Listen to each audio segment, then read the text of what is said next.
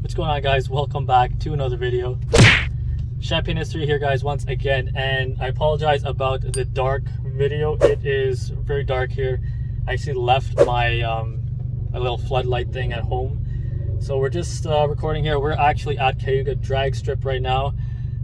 Pretty excited. We're pretty late. I'm not even sure how many runs we can get in right now, but what it's looking like right now, guys, it's about an hour to close, and there is a pretty long lineup. Let me show you guys. So there is the line all the way basically to those lights.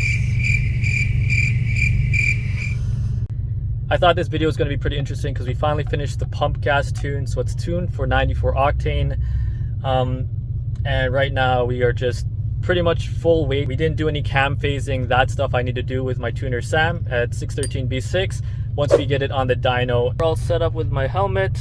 We're ready to go. In the last drag strip video, guys, we were on the DBV2 V2 setup and pump gas as well, full weight, and the best we were able to pull was an 11.5. At the time, I didn't have any mounts installed. It was just straight pump gas, and everything else on the suspension aside from springs was stock. Last time around we got, I think my best of the night was like a 1.89 or something. Obviously differences from the setup from last time. So we got a bigger turbo. We got the TPC900, which is based off the Garrett G30-900 from Turbo Parts Canada. We got full fueling now. We got 1300cc injectors. We got race plugs. What else we got? And for suspension, what we did was we added 034 dog bone mounts and engine and transmission mounts. So I'm hoping that, guys, helps me out with the launch.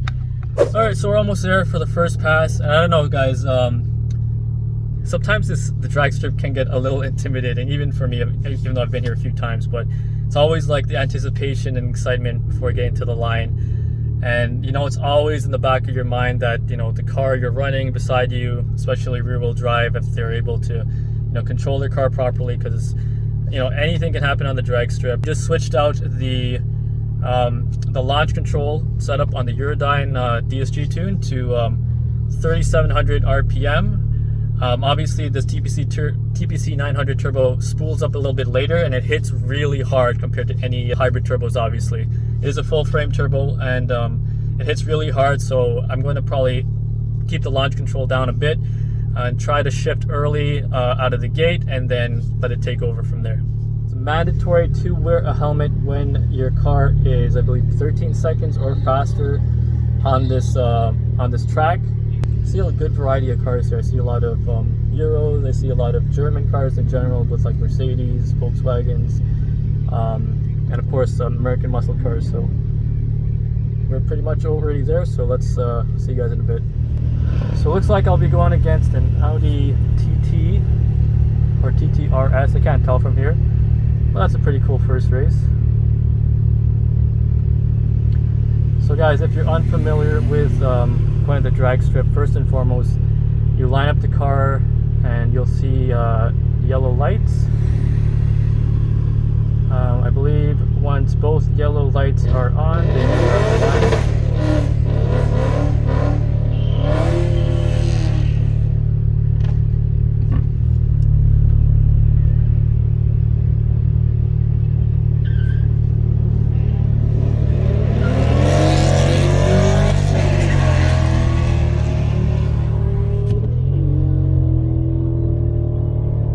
Alright guys, let us line up.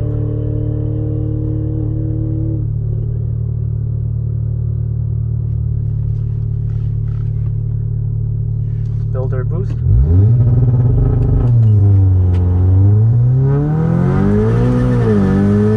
Finish him! Let's go! Let's go!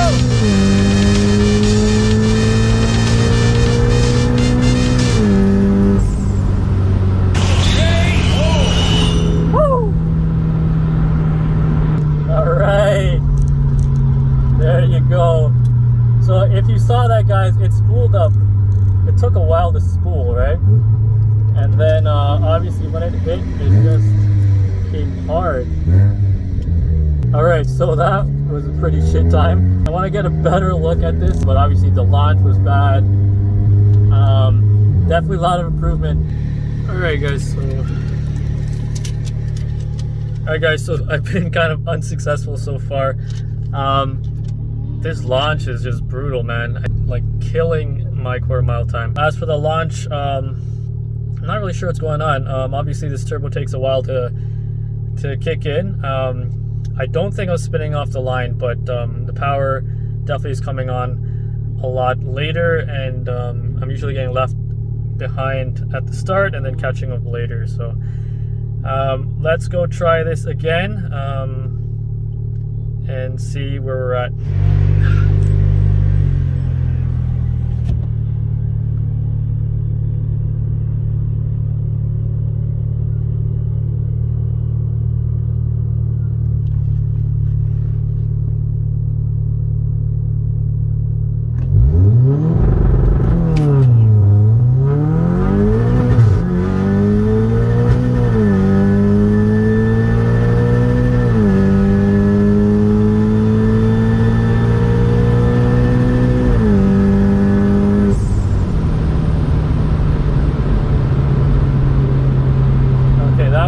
That felt like a better launch, but I gotta go and see.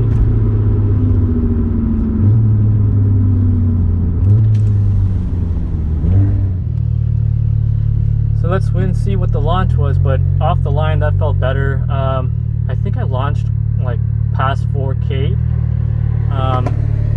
What if it helped a lot with spool? Alright guys, so we are back at home. And overall, it wasn't a very successful day at the drag strip. It was my first time at the drag strip with this new setup. And on top of that, guys, I just definitely needed more seat time.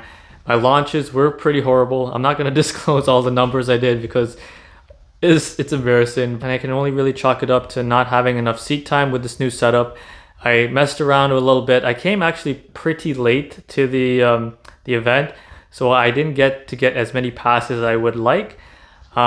So I just kind of messed around with the launch control. First launched at like 3.7, and my last run I kicked it up to a little over maybe 4,200 RPM for launch, and it was able to build a little bit more boost off of the line, and it gave me my best 60 foot for the day. Obviously that shows improvement, and it shows that for me to get a better 60 foot, I maybe have to raise the launch control to around 4,500 RPM, or maybe even higher than that, like maybe even $5,000 at this point. But at the end of the day, guys, I could use better tires, and I'm hoping to get that sorted. Also, definitely more seat time I need, and not to mention, when I arrived, it was a super long line of cars, and I came from just driving down, so car was already heat soaked. It didn't help that I was waiting in the line with my hood closed at first. IATs were super high. They were sitting at like 50 degrees or so before I even got the run started. So overall, recipe for disaster. Yeah, I learned a lot, and at this point on, we're going to move on to tuning with ethanol, and at that point we're going to look at cam phasing. So if you guys don't know, Eurodyne now offers cam adjustments, so cam phasing will definitely help to broaden the power band and make this car quicker overall. Also, funny thing, you guys probably know that my fuel gauge doesn't read. I still haven't got that sorted, but I've been meaning to. For the most part, I don't even know how much gas is in my tank. So I drove down, and after doing the runs, I wasn't even sure if I had enough fuel to get home. And at that time, all the gas stations for 94 octane were closed. The closest one was about a half an hour drive away. So luckily I made it. Cool thing is, while I was there, I actually ran into some local car guys here, pretty cool dudes. Check them out, guys. They got some clean cars over here.